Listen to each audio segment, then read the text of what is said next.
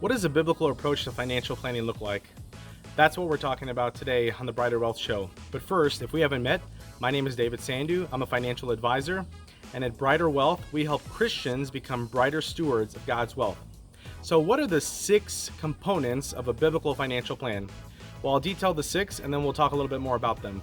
The first is generosity, the second is income, investments, insurance, taxes, and legacy.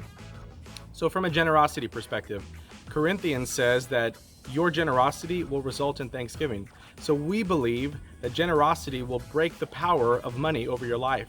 When you give with an extended hand and an open heart, that breaks the power of money over your life because you're not focused on yourself and your possessions, you're focused on giving your possessions to others. The second is income. Deuteronomy 8:18 says that God has given us the power to create wealth.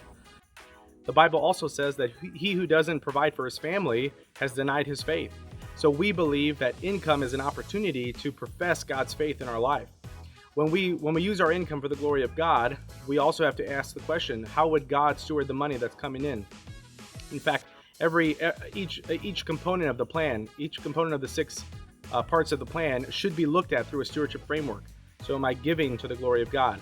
What would God do with the money? How would God give it? From an income perspective, how would God spend the money from the income that we're receiving, right? When we're looking at employer-sponsored plans and employer benefits, how would we look at that? The third is investments. Here, something that I'm passionate about is biblically responsible investing.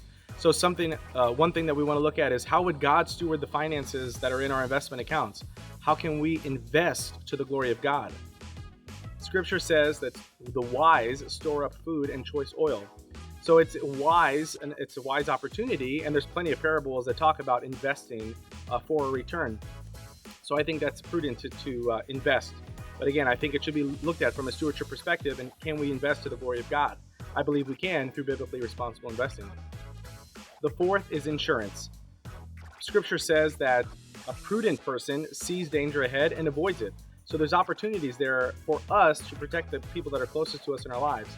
Same question we have to ask as a steward of God's resources: how would he want us to act if something were to happen to us or our spouse? The fifth is taxes.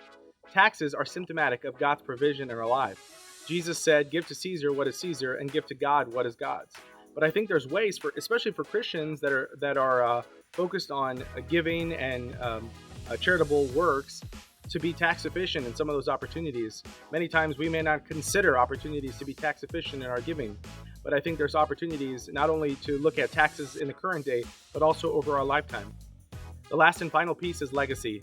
Scripture says that a good man leaves an inheritance for his children's children, and I think God always thinks generationally. So when we think of ourselves as stewards, what are we doing to prepare the next steward?